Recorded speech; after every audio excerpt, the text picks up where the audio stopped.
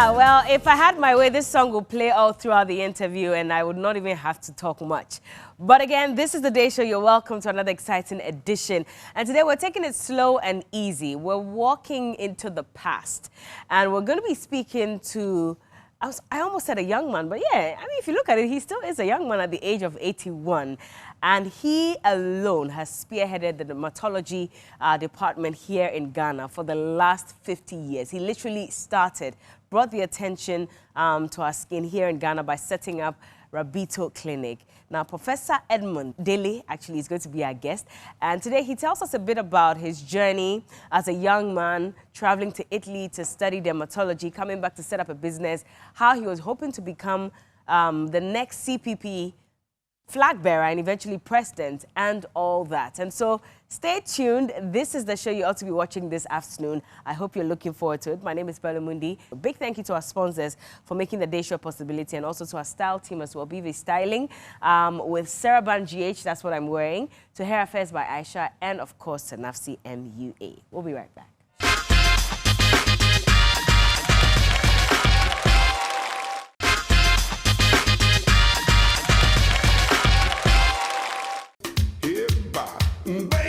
All right, you're welcome back, and this is the Day Show, and today is a very special edition. For anyone who has ever visited Rabito Clinic, you know exactly who I'm about to speak to. This man, over the last 50 years, has dedicated his life to taking care of your skin.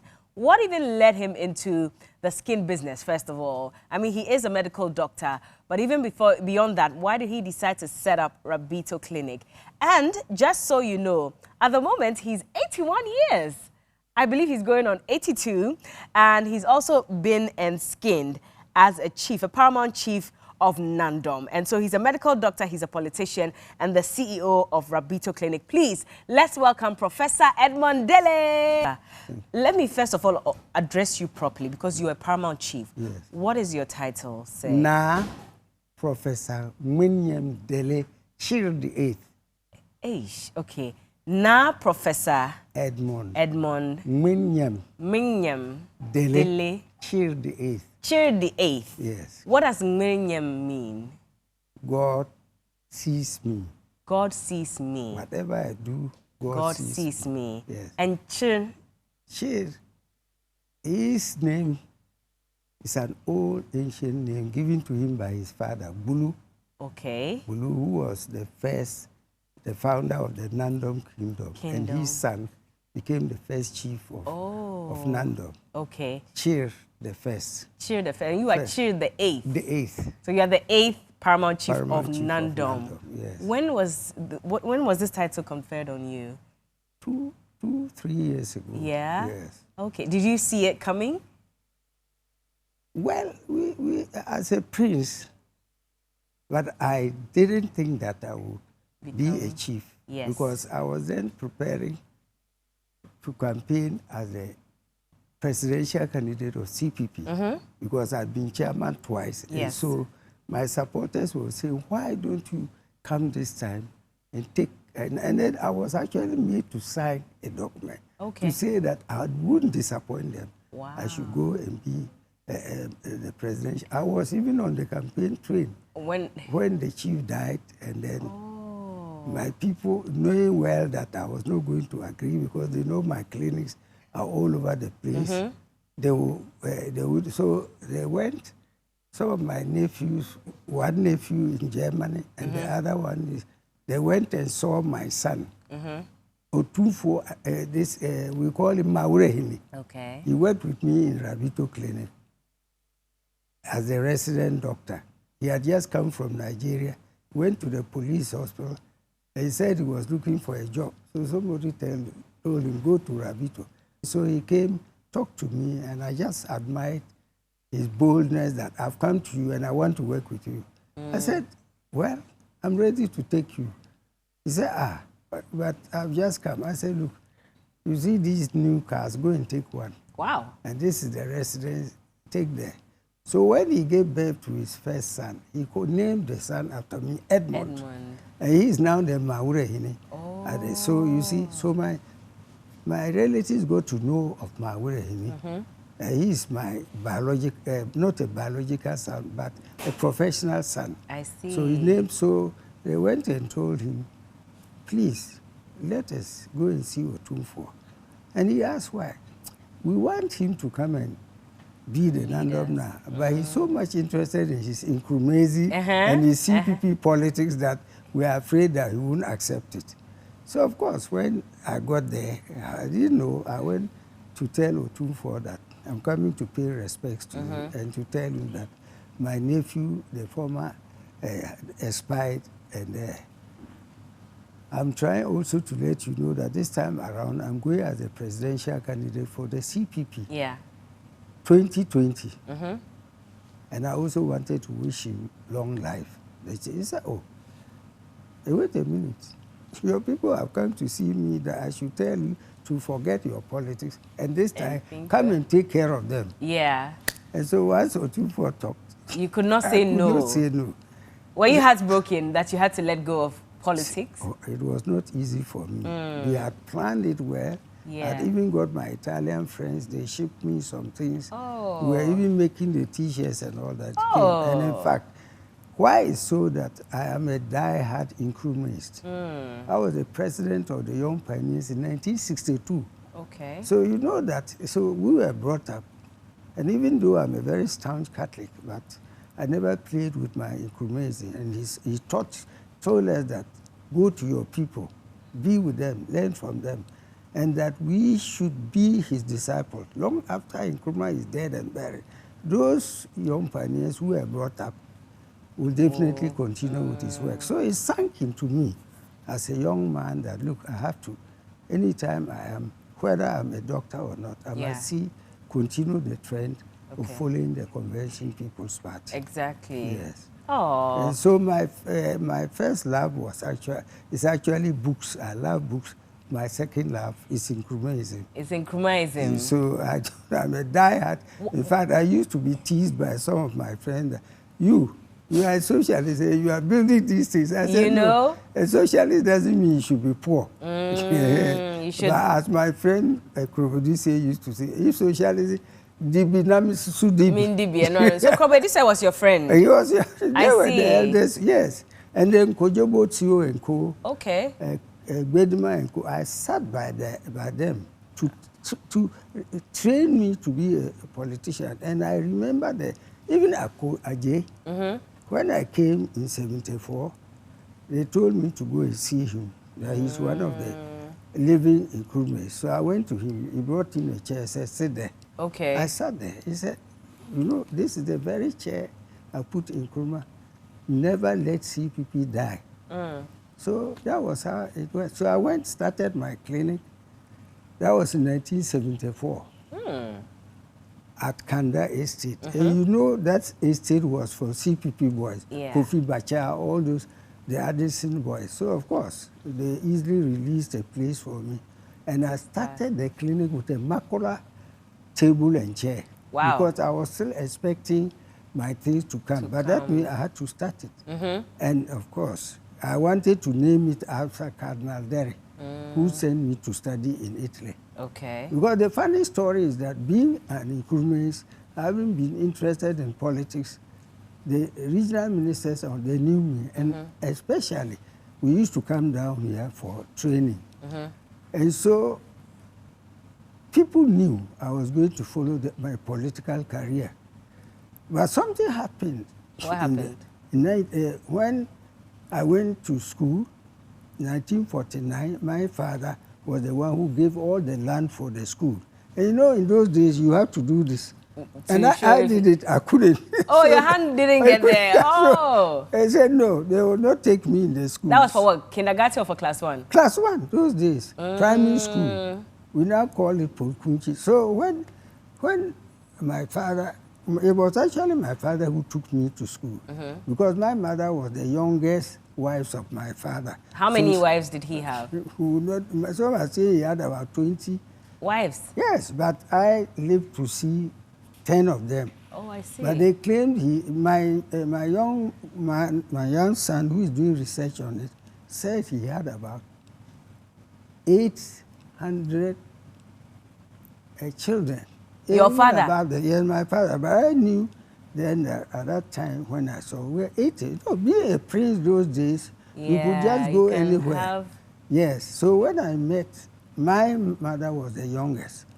And in fact, she went to the house to take care of one of my father's children. And then, of course, when my father looked at the face, he went and told the palace there that he wanted my mother. Okay. And so, of course, my mother didn't want me to go to school because she said she's the youngest. And if I go to school, the rival will give her trouble. But my father said, this is the man I want to go to school. So when I went and did this one, and I was asked to go home, my father definitely wasn't happy. So he went back to the school with me and told the head teacher, who was actually his son in Aluk, the famous Konkun Polkun Chiri of PNDC era.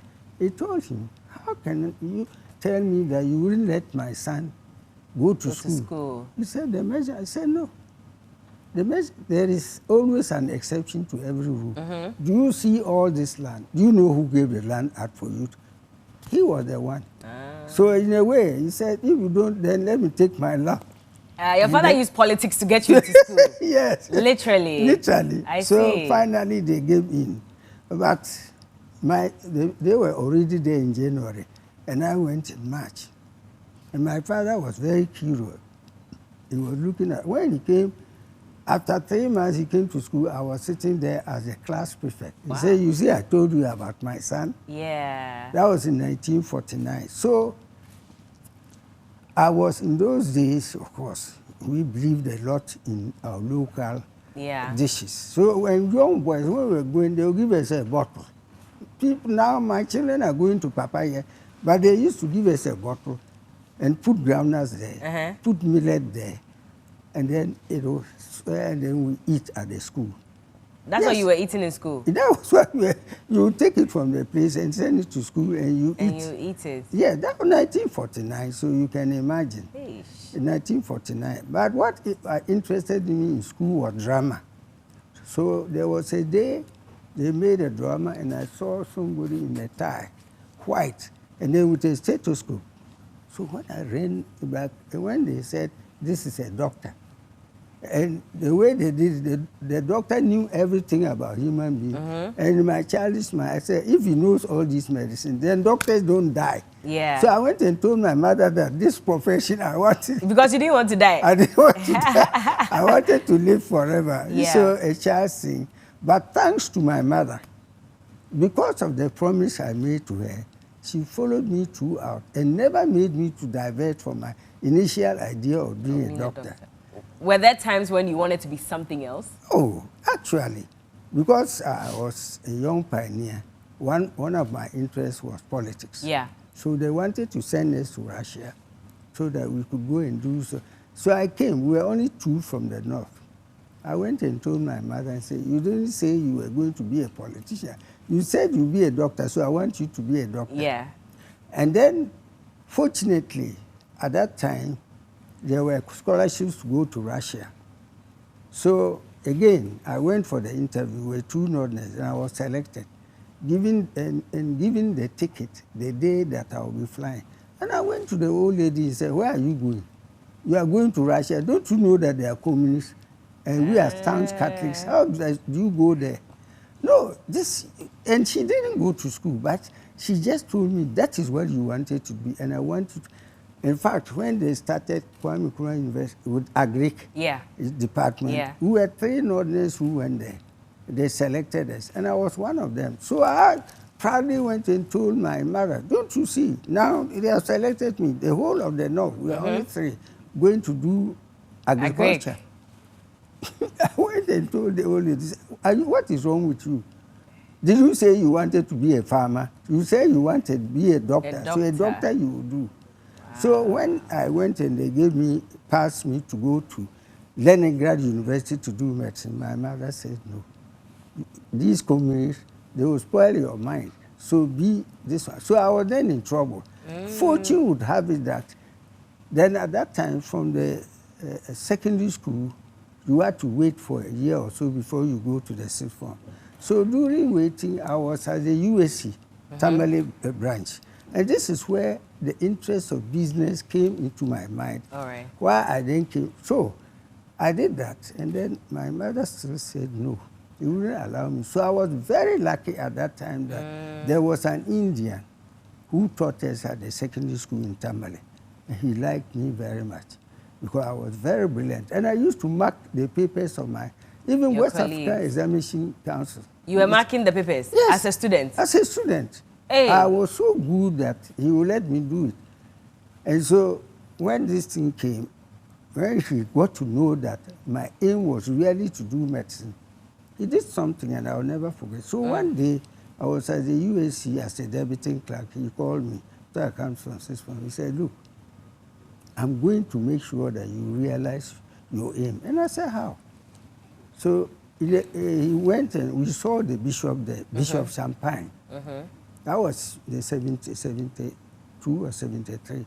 So we went and saw Bishop Champagne, who was the bishop, Catholic bishop of Tamale. Yeah. So, of course, young, I was a bit shy. I looked at him. When I got there, he said I should give me my name. So I said, my name is Edmund William Delle. So Bishop looked at me and said, look, Delle. And the bishop at that time, his name was Delle. And he said, where do you come from? I'm from Nandom. He said, look, your uncle is the bishop there. Please go and see him. And he kindly made somebody to drive me to Japa. And I went to meet Bishop Delle. He looked at me. He said, oh, my son, where is he? Of course, he knows, he knew my family so well. He said, okay, be patient. I'll make sure I get you a scholarship for you to go and study in Italy, Padua University.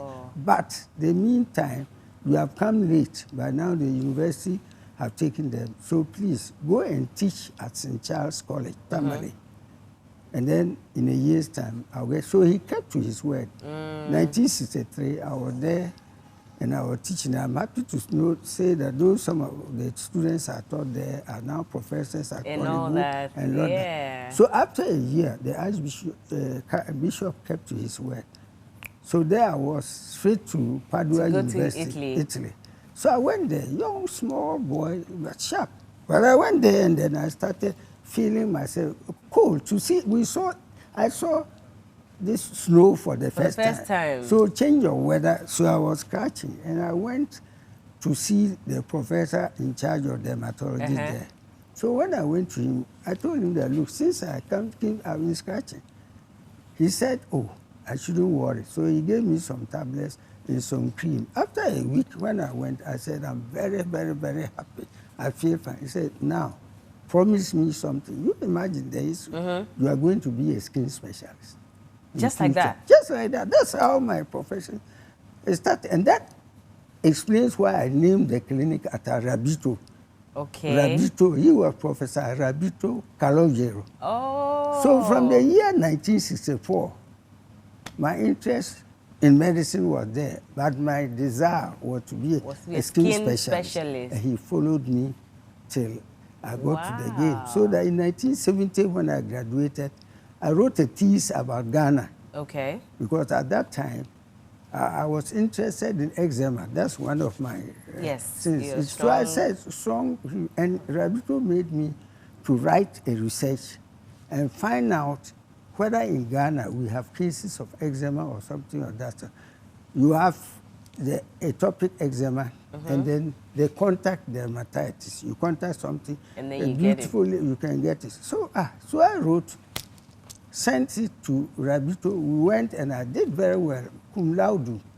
I got it. Then, when my thesis was sent around all the universities in the world, Strasbourg, London, and so forth, so one of the professors picked it up and said, your thesis, you have written that in Africa we don't have cases of eczema. My friend, it's not true. Because he had been in Senegal for 8 years. So he asked me to do another research.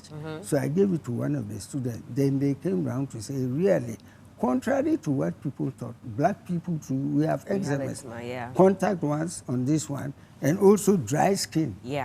But then it was the slavery, because our people were working hard. They thought the black skin was so tough that it couldn't even react to this. So this was where my spirit went. So okay. So they then then I went to Antwerp. Okay, Antwerp. To be tropical. Okay. I was the first Ghanaian to go there. Why did I do it? Because when I was leaving Ghana, I promised the bishop that no matter how many years I stay, I'll come back to our country. And he blessed me. So I said, no, let me go and do tropical medicine. So that when I come, I don't only do skin, but I should know about general medicine. And that helped me a lot. All right. Because when I came in 1974 at Kanda, I wanted to name the clinic after the bishop. He said, no, no, no. I said, then after my mentor. Yeah. So I said, Rabito Clinic. People were wondering, what is this? So they didn't read it well. So they thought it's rabies clinic. Oh. So my first patient was a gentleman with a box of rabies. Oh, yes, came there. Hey. He brought rabies to your clinic? Because he didn't read it well. Yeah. Rabies clinic. He said, hey, for the first time, Ghana now has a rabies clinic. So I told him that, no, it's Rabito. It's not rabies. So I said, I'm sorry, please. Go back. But did it make you think you should change the name because people didn't understand? No, no, no, no. Not at all? I stuck to it. And finally, Ghanaians got to know that Rabito is an honor to the one who has made me a dermatologist. God bless him wherever he is. Did he ever know that you named the clinic after him? Of course. Even the children are still aware. Nice. But he was somebody who was afraid of flying. And all he liked was motorcycle and car. So when I invited him in 1987, when I was organizing the first Pan-African Congress of Catholic, of dermatologists in Africa, I wanted him to come. Yeah. He couldn't. But the professor then I made friends with in Strasbourg, Professor Batse. He came to honor us, and then we met. Soul. Yes. So actually, my interest was dermatology started from him. But then when I came, and I realized that the whole of Black Africa, we don't even have 500 dermatologists. Nigeria, with this huge population, they don't even have 100. Wow. Ghana, when I came, I think there were 1 or 2. But as a private practitioner, unfortunately, 2 of them are dead now. That's Sakifio of blessed memory. And then recently to Jenny. Yeah. Yes, so of the old stock, it's now there with myself and Dr. Adi, Professor Adi. Adi, the whole country? And Hector, yes. We are the 3 elders. But I was able to encourage the young ones to go abroad to study. And I gave them scholarships. Nice. But the thing is that when they went there, they didn't come back.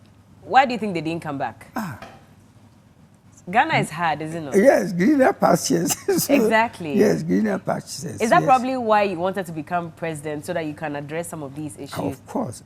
If I were president, how I would have fought to get dermatology in our books. Because people don't, we call it the orphan specialty. People think skin specialist, what do you do? Only your skin. But it's not true.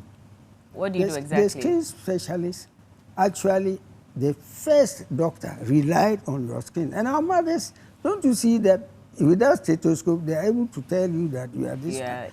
And your skin, for heaven's sake, is your passport to society. Look at your beautiful face. Wait till a pimple is there.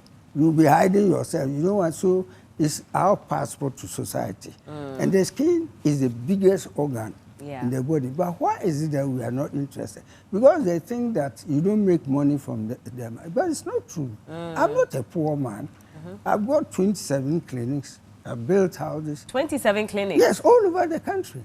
27? All over the country. Wow, yes. Congratulations. Yes, we had it. And it is my only prayer now is God should give me life so that I'll be able to build the first university of dermatology in the whole world. We don't have a university of dermatology? In the world, none. And you want to build one in Ghana? In Ghana. So amen to that. We want to make sure that people respect their skins. And there are so many skin diseases that we have, but we are few. So, and I became Secretary General for the whole of Africa. And we have the same problem. You go Liberia, they didn't even have one. I used to have to go to Liberia to treat them. Senegal is true. So it is a poor It's an orphan specialty. But I think the women know the importance of skin.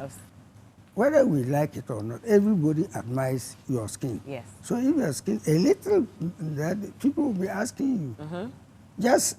And I'm even introducing psychodermatology. What's that? Psychological dermatology. So that means when people have skin diseases, they have an inferiority complex. Yeah. Why? They think that people are looking at them.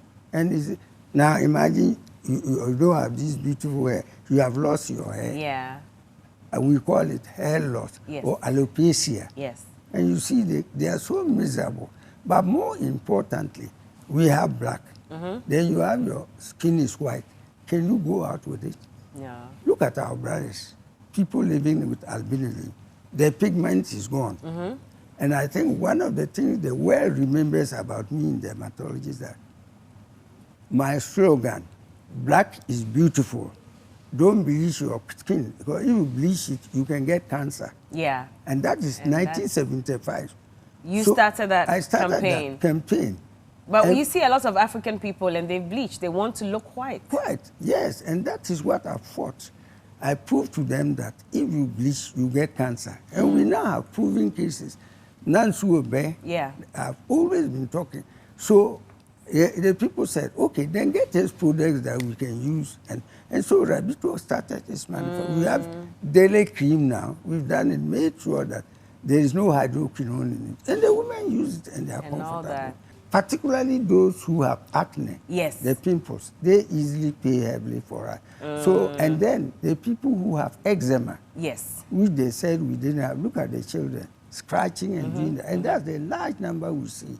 So I always tell them that I have no objection against these things, but if they are done naturally. For instance, Alata Samina, one time I talked on the radio, and people were surprised. If this Alata Samina, we don't add something to it, it's antifungal, antibacterial, and you'll be fine. So Alata Samina is good? It's good. The natural form? Yes, but when you start adding the chemicals, that's where the trouble. Which chemicals do people add? Because I thought it's usually in its natural form. Let me give you an example. When I was a small child, I used to see our mothers with beautiful skin, but do you know what they did? What? Groundnut paste. They would do it, clean all the dirt away, and look so fantastic. They were using groundnut paste on their skin? Yes. Is that good or bad? It's good. Groundnut paste? Of course. What is wrong with it? You do it like that, and all the dirt and other things, and you shower and you look beautiful. I've never heard that. Yes, well, I'm from the north. Exactly. So, and I was a child, and I used to watch. But these days, you see, we mix things up. That's why I say that the women you are biochemists, I don't understand. You put Alata Samina, put Neko, put this one. So how? So dermatologists, we always warn you people that let us concentrate on one. And see if it's good for your skin. If it's good for your skin, I have no objection. Why not? Why not? I'm not discouraging its use, but I'm discouraging the fact that you never can know what are the chemicals inside there.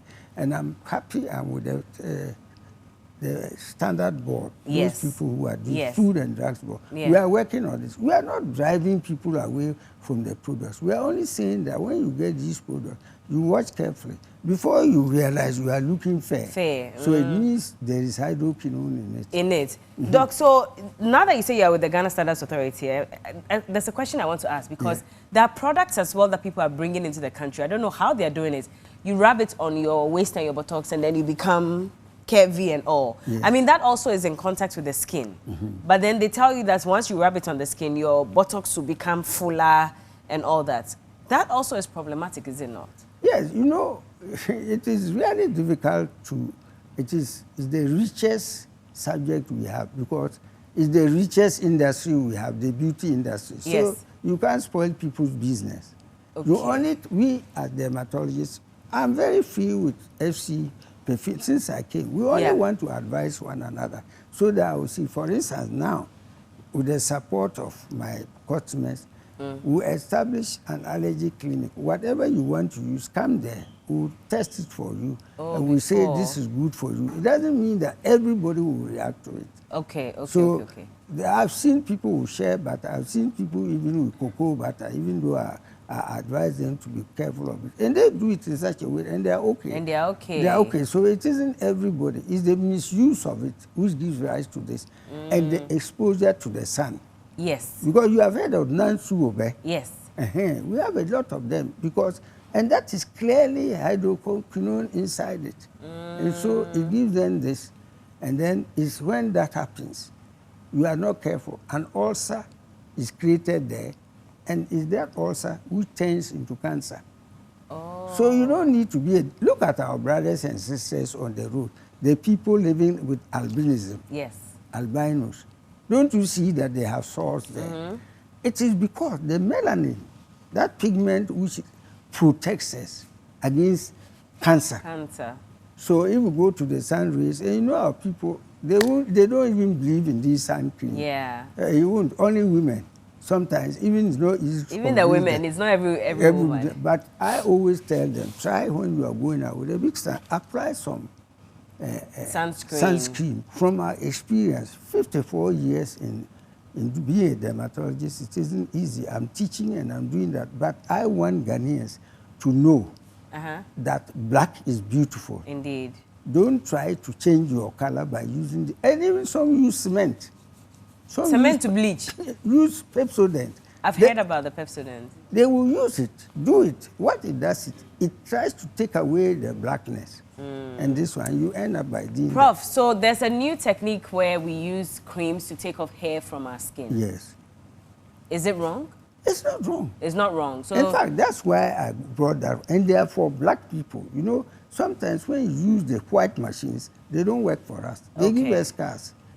It doesn't give me any problem. Because so the one I'm talking about, I don't want to mention brand name, but you know they have creams. Yes. That you leave. It's like it smells like peppermint cream, but it's for hair removal. Yes. So hair removal creams, you keep it on for maybe 5-6 minutes to remove the hair. Yes. Is that okay? I don't have an objection. As long as it doesn't irritate you and you scratch, then you get infections there. Otherwise, even they have one for the beard. Yes. But it depends. You see, another problem is how we preserve these creams. Okay. And I've been telling my patients and the public at large, if you notice now, the modern trend is that they don't like to put creams and close them with this one. They put them, you can't even touch the cream. And that is helping a lot. And it's due to we, the dermatologists, telling the world that please cook it well. Particularly the dust around our place. It contains fungal infections, so we do it. So I'm not against beauty. On the contrary, that's my purpose of instituting that one. Yeah. So that we can help you. Even if you have scars, we are able to do it in such a way. The face like that, those who have pimples, we have the machines. When you finish, it's the darkness which makes the women uncomfortable. So we have, and there are specialized things which will remove it. Then after that, we always tell you to be careful of the sun. Yes. Okay. I give a caution. The disease that I'm having problem with is the eczema in the kids. Now we see a lot of people are colorable because of dialysis. These infections, if you don't treat them well, they will go into the kidney of the child. In 20, 30 years, it will start there. So dermatology is very important. If people could listen and learn. But we come back to the same problem because the skin likes to be moisturized. Yes. So that it's not dry. So I always tell my, put 2 bottles of water and sip them every day. It will keep your skin supple. Or we give them what we call moisturizing creams. I'm a scientist. I shouldn't condemn first. Let me do my test and see. Okay. If it works well, I'll have, you know. Okay. But I always plead with my patient, why don't try the national things? Eat well. Eat fruits, vegetables, and so forth. They contain antioxidants, and they can help your skin. But my first priority is actually water. Water. Drinking water. If you have anything, it will clear, and a lot of fruits. Okay, a lot of fruits. Fruits. It will make your skin glow. Okay. There's no doubt if you do that. And then just simple creams. Okay. If you come and you have a cream you are not sure, come to us. We are going to show you it contains hydroquinone. And if it contains it, it's going to give you trouble. I see. But if it doesn't, in fact, the Food and Drugs Board, you know, they banned some products. Yes. I discussed with them. And I said, also be careful. Sometimes it is not the cream alone, but when you expose yourself to the sun, what we call the non-sobe, it's because, so when they come, I say, look, if I'll give you a substitute so that you can use it. It's not going to destroy your fairness, but it will make sure that it doesn't give you a side effect. I see. There's a lot we're learning about the skin with Professor Edmund Delle, and I hope that you're here with us. He is the CEO and founder of Rabito Clinic, and I'm sure you've been there once or twice, or probably had someone who's been there to treat a skin problem. Yes. They're celebrating 50 years, and that's why we're doing this exclusive with him. I think that it's commendable that you've come this far with your business. Like you're saying, you're looking at establishing a dermatology institute, the first of its kind in the world, here in Ghana. How soon are we going to have this established? I think it is one who should be my birthday present sooner than later. I passed 80, I'm going to 82 after this year, 82. So my children have come to help. And then we have talked to some universities abroad, and they are actually supporting us. So that we concentrate a lot on the skin. And then when I talk about the skin, people think that it is what I'm seeing. The skin, your mucous membrane, your beautiful lips, they are all part of my study. Then your genital area is part of the study of the skin, and your hair. You see, beautiful hair, there is nothing wrong with it, but I always want to advise them in this, and your nails in particular. A lot of us are doing gel polish now. We've been told that putting our fingers and our hands in the UV rays thing is not healthy. Well, I think, and one of the problems that I have with advising people, look at mine. People are surprised that at my age, my hands are this one, but I have a moisturizing cream, something so that it doesn't keep me dry. But we don't want you to put in your hands too much in water. And we see it with the people, this one. And then, another thing we always advise our patients is that don't scratch your skin. Because when you scratch and break it, infections come. So if I'm itching, I shouldn't scratch? No, do this. Oh, I should rub it. But don't scratch. And also, we try to make sure that the manicure is short so that you won't be tempted to have that. So I fit in that category. Yay, go And then one of the things I advise them is that before you go wash place or something, always put on a cotton glove. Let them make it for you, cotton. Then you can take your plastic glove and put it on. It will not harm you. But if you don't do that, using the water, before you know, you have what we call hand eczema. See, and so we discuss. That is why when we came to the COVID time, and they were asking us, people suffered more from the washing than from the COVID, because it will crack your skin and you get infections. And so, but what they should do is that as soon as you clean back, there should be some moisturizing cream there. So that you just apply it. I see. Prof, so what's the plan for the celebration, by the way? What we are actually planning is to have an item every week, every month. Till next year. And next year, 24th, they will come to the climax. And it's also because elections are coming. We focus on that. So people may not even have the time to see what we are doing. But I'm happy to say that we thank all our customers who have supported us all these years. Because for a company to go up to 50 years, those who are businessmen will tell you, very few companies survive 50 years. But Rabito has done it, not because of me, but because of the people, everyone, the cleaners, but more particularly, I must also owe this to my media people, because since I came to Ghana, the media has supported me a lot. Explained things to them, and because when I talked to the minister, Solomon, in 74, I went to him and told him I've come. So he told me, yes, Ghanaians are not interested in their skins. So if I want to survive, I should put general medicine. And they will be coming with malaria, and I can't drive them away. And they will say, but contrary to what he told me, within a short time, after my rabbit, gradually people got to know and they were coming. And we are grateful to all our customers. They have been very helpful to us. People think we make a lot of money, but it is the patients who have helped us. Because when I left Kanda, in about 1976 when they said they wanted me to vacate. The Makola women came in their numbers, collected my things and went to my house. They paid for the plastering and this. No, nice. So and some of our people, the so-called VIPs, very important, who have come, they have been tremendous. They have supported Rabito to the hill. So we are praying that we continue to, but one thing that has saved Rabito is our motto. Which is? We medicate you, it's God who heals you. Ah. Because one of the things difficult about skin diseases, they take time to clear.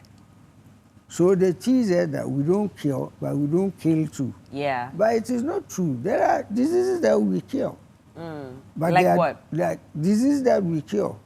For instance, even acne, which some time ago people said, don't we take, if I give you acnotin or Roaccutane for 4 months, you're fine. It clears completely.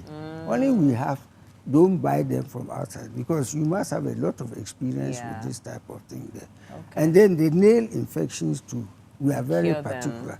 To the extent that I had to bring a nail specialist from Tunis to come and train one of the doctors. So if you have any nail problem, we try to do it. I see. Yes. So do you wish, however, let me just digress. Yes. Do you wish that maybe you had still gone ahead with politics to try your luck at becoming president? Why not? That was my dream.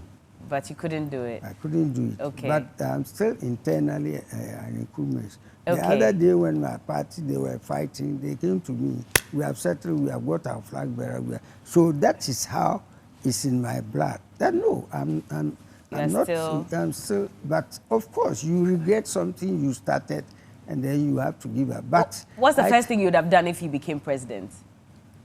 The first thing, yes, this is the thing. For instance, the first thing I wanted to do to Ghanaians is that let us face our problems squarely. Okay. Don't let us pretend that we don't have these problems. Let us see. And then my thing is no one party can make Ghana great. So I'm the type, I like us to talk together. And I'm happy that when I was national chairman of CPP, we have the chairman's caucus, NDC, NPP, CPP, and PNC. And we sit down and discuss issues. You see, I think of Ghana first.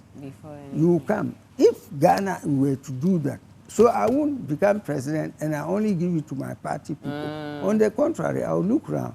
Those I think can do it, they will come. They will do it. So I'm somebody, I believe in unity. I see. Yes, and I believe in inclusivity. You don't win and all is for a group. Yes, so I'm praying to Ghanaians that we are prayerful people. I know God is also let us to come out of these elections without anybody shedding his or their blood. I am very confident that Ghanaians want peace. We love peace. Indeed. And a majority of us are Christians.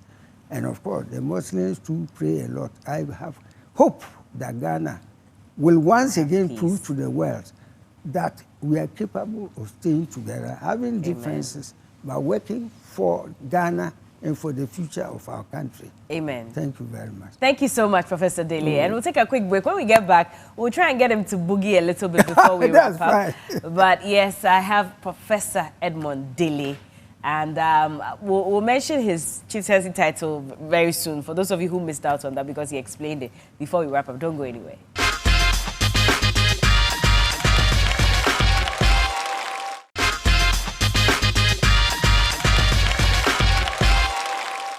And I'm here with Professor Edmund Delle, the CEO and founder of Rabito Clinic. He's also a politician.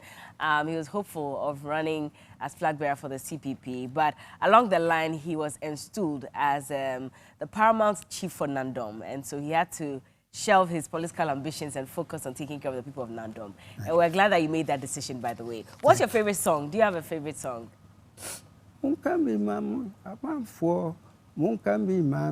Doug, do you remember who sang the song? You don't? That was my... Okay, don't worry. We'll find a recent one for you that you can dance to.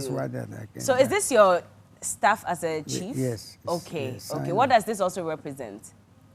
This one represents that you must be observant. Okay. So we are not allowed as chiefs to just shoot.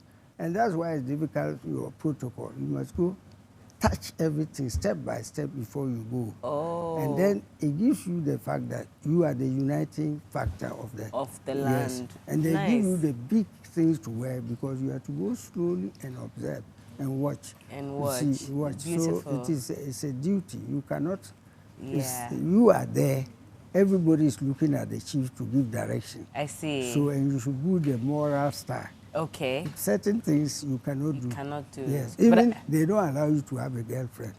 Oh, but Doc, you don't need a girlfriend. No, but what I'm saying is, as a chief. So as a chief, you cannot have a girlfriend. You must only have a wife. A wife. Okay. They won't allow you, and then you can't go and sit down. They are just like the judges, go and be drinking everywhere. No, you it's can't not do allowed. that. Yes. Oh, I see. Yes, you do it. Even eating outside is very can't. rare. Okay. You maintain. No, they are strict. I see. And But you're enjoying being a chief, are you not? Well, if it's my grandfather's too, the fact that I go and meet people, and then, of course, I've been in the palace too. I used to go there when I was 60, so I've learned a lot of things. Yeah. But I'm still learning more.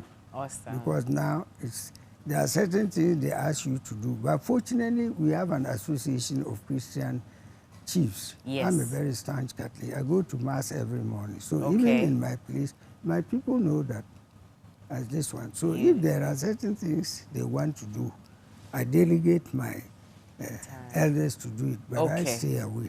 Well, Prof, thank you so much for joining us. It's a pleasure. And happy anniversary. Thank you very much. Happy anniversary. Do you need my help? Thank you very Thank you so much. I'm going to make you dance just a little. Can we just get something filter? Okay. I'm sure you know this one as well. Okay.